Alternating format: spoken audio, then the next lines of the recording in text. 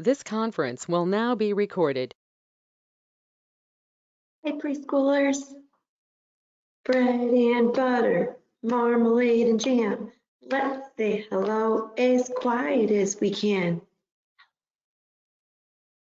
Bread and butter, marmalade and jam. Let's say hello as loud as we can. Hello!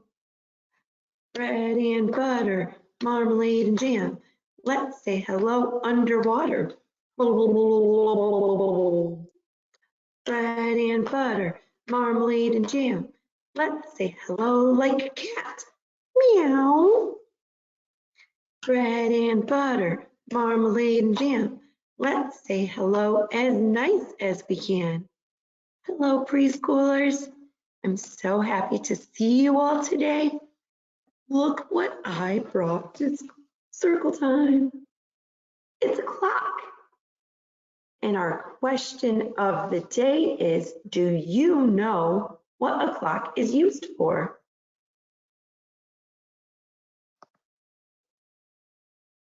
You're right, a clock is used to tell time. When you look at the clock, this big, long, black thing is called a hand, and so is the short black one. The short one is the hand that goes to the hour, and the long black one is for the minutes. And then this one that's ticking around, that's red, is called the second hand. So all three of these hands work together and they tell us the time. So right now it's telling me that it's 3:40. And you'll get into a lot more of that when you start kindergarten and first grade. You'll learn how to tell time. But these hands work together and it spins, making it move in the back. And as it spins around, it changes the time. That's how our moms and dads and teachers know what time it is. For our safety activity today, I thought we would talk about buckling up our seatbelt in the car. Do you all wear your seatbelt when you're in the car? I'm so happy to hear that. Most of you should still be sitting in a car seat, or what we call a booster seat. That helps you get into the right spot so the seatbelt is in a safe spot. So we are going to sing a song today called I Always Buckle Up. And it goes like this. I always buckle up. I always buckle up. Whenever I am in the car, I always buckle up. My mommy buckles up. My father buckles up. When we are riding in the car, my family buckles up. My brother buckles up. My sister buckles up. When we are riding in the car, my family buckles up. So when you're riding in your car with your family, does everybody put their seatbelt on? I'm glad to hear that. The seatbelt keeps us safe while we are driving. So when you're getting to your car, remind everybody who's with you to first click that seatbelt on. And while your mom or dad or anyone else is driving, make sure you keep your seatbelt on all the time. It's very, very important. So I have an activity today, and it is alphabet cards. Now, I just made these on my computer and I printed them off and cut them out into card shapes. And I am going to send a set of alphabet cards home in your care package next week so you can do this activity at home too. So there's not really much to it. I have an uppercase letter and lowercase letter. So one of the things you can do is match the letters, the big A and the little a. You can match them up. And I have all of the letters, so big B and little b, and you match them up. Or you can take a marker and you can trace them. And this will help you start to learn how to make those letters on your own. And I even did something called laminating them so you can wipe it off and do it again. Laminating this like plastic. And it helps you be able to use the paper over and over instead of just using it once. So I'm going to send these cards home and you can practice writing the letters, matching them up, or even finding the letters in your name. Like Miss Christine. Christine starts with the letter C. Another thing you can do is if you have some stickers, or I bet you I can even find some stickers that I can send home, you can peel off the stickers, which is great for making those muscles in your fingers nice and strong. And you can take the sticker and place it on the letter. And you can do that all the way down and all the way around for the letter B. And it just helps you to start to understand how those letters are made. So that's just a nice fun activity that you can do by yourself, or you can work on it with someone in your family. We have been talking lately about our emotions and our feelings. So I thought we would do a little check-in today called an emotional check-in, and I want to know how you're feeling. So I'm going to show you some pictures of the different feelings that we talked about, and you can tell me how you're feeling today. And you can just have someone write in the comments, or maybe have them take a picture of you showing your feelings on your face. Remember, we practice making faces when we are happy and when we're mad. So it would be great if you could have someone take a picture of you and post it in the comments. And you make your best happy face if you're feeling happy, or your sad face if you're feeling sad.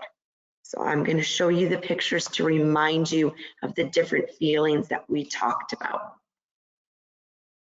The first one is happy. And remember, we can tell he's happy because he's smiling.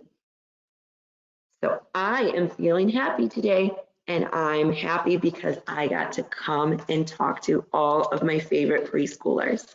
And that makes me smile. Who remembers what this one was? He's kind of hiding behind his hand. You're right. He is scared. So if you're feeling scared, like if something scared you today, maybe you saw a bug that scared you, or maybe you were just scared to try something new, or maybe the weather was scary to you, you might have felt like this and you're hiding. And it's okay to feel scared sometimes. Just remember that there's someone there who can help you feel better. Or we talked about the different ways that we feel better when we're sad or scared. And one of those ways might be snuggling with a blanket or a favorite stuffed animal. He's feeling sad. If you're feeling sad today, I'm really sorry that you're feeling that way. Maybe you could talk to your mom or dad or someone else, and they can help you feel better. Sometimes when we're sad, we just need to talk about what's making us sad, and it makes us feel so much better. And we have, oh, I messed those up. She's mad. You can tell she's mad because she's like this. She's making her arms are crossed and her eyebrows are scrunched and she's frowning. So sometimes when we're mad, we need to talk about our problems too. We need to talk with somebody to tell them why we're mad. If you're mad at your sister because they took your toy, then you need to talk. If you talk about it, you can work out the problem and get back to feeling happy. This picture is the sad one. And you can tell she's sad because her eyes look sad and her mouth is frowning. It's going down. And she just might need to talk to somebody to feel better. And if you're feeling sad, I hope you have someone to talk to. And the last one that we have that we talked about last week, surprise. So if you got surprised by something today, you might have went, oh, you're so excited and so surprised. So I want you to think about how you're feeling today and then have someone write it in the comments, or like I said, take a picture of how you're feeling. So if you're feeling surprised, you could do this. And if you're feeling sad, you could do this. If you're feeling mad, you could do this. Scared, maybe just hide. And I hope you're all feeling happy and you can smile. And if you're feeling one of those other ways, then just talk about it and find a way to start feeling happy again. Our story for today is called Jalapeno Bagel, and it's written by Natasha Wing. She's the author. She wrote all the words, and our illustrator is Robert Castilla. That means he drew the pictures. I wonder what a jalapeno bagel is. I think it sounds yummy. Have you ever had a bagel before? Me too. I eat them for breakfast. I like to put strawberry cream cheese on them. What do you like on your bagel? That sounds good. People put all different kinds of things on bagels. Some people even put fish on them. I've never tried that. So we're going to read Jalapeno Bagel and find out what it's about. There they are. Looks like a family. What should I bring to school on Monday for International Day? I asked my mother. My teacher told us to bring something from our culture. Your culture is like what makes up your family, the different things you do together, maybe the things you eat or the way you dress, or even the stories you tell. You can bring a treat from the panaderia, she suggests. Panaderia is what Mama calls our bakery. Have you ever been to a bakery? What did you see there? I've been to a bakery too, and I saw lots of bread and muffins and even some cupcakes. My favorite thing to get from the bakery is blueberry muffins. Help us bake on Sunday, then you can pick out whatever you want. It's a deal, I tell her. I like helping at the bakery. It's warm there and everything smells so good. I bet it does smell delicious in a bakery, all that yummy food cooking. Here she is, waking him up. Early Sunday morning, when it is still dark, my mother wakes me up. Pablo, it's time to go to work, she says. We walk down the street to the bakery. My father turns on the lights. My mother turns on the oven. She gets out the pans and ingredients for pan dulce. Pan dulce is Mexican sweetbread. And remember, ingredients are all the things that we use to make a certain thing. So she needs ingredients for the different breads that she's going to make. So she has a recipe and the ingredients for pan dulce. I help my mother mix and knead the dough. Kneading means you squeeze and mix the dough with your hands. She shapes rolls and loaves of bread and slices them into the oven. People tell her she makes the best pan dulce in town. Maybe I'll bring pan dulce to school, I tell her. That sounds good.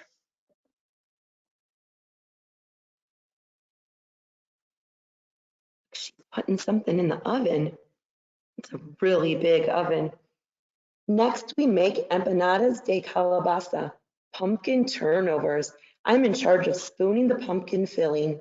Mama folds the dough in half and presses the edges with a fork. She bakes them until they are flaky and golden brown. Some customers come to our bakery just for her turnovers. And customers are the people who come to the bakery to buy the different kinds of bread and dessert. Now he says, maybe I'll bring empanadas de calabasa instead. You'll figure it out, she says. Ready to make chango bars? Chango means monkey man. Mama lets me pour in the chocolate chips and nuts. When she's not looking, I pour in more chocolate chips. Even more. I could bring chango bars. They're my favorite dessert.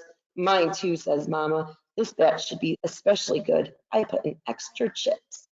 Uh-oh, so the mom put in extra chocolate chips and Pablo did. It's gonna be extra chocolatey.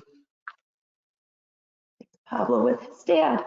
My father calls from the back room. Pablo, come help me with the bagels. Papa speaks English and Yiddish. So Yiddish is a different kind of language. Like some of you might speak Spanish and English. He speaks English and Yiddish. He learned Yiddish from his family in New York City. I know some words too. Bubby means grandmother. He uses my Bubby's recipe to make the bagel. First, he makes the dough in a big metal bowl. Then he rolls it out into a long rope shape. He cuts off pieces and shows me how to connect the ends in a circle. We put the circles on trays where they sit and rise. So that means they rise, means they get like a little bit bigger. They poof up. While we are waiting, my father makes challah, Jewish braided bread. He lets me practice braiding challah dough at my own counter. It's a lot like braiding hair. The customers say it is almost too beautiful to eat. Maybe I'll bring a loaf of challah to school, I tell Papa. He smiles. Does your mom ever braid your hair? Or have you seen someone's hair be braided? They're doing the same thing to the challah bread.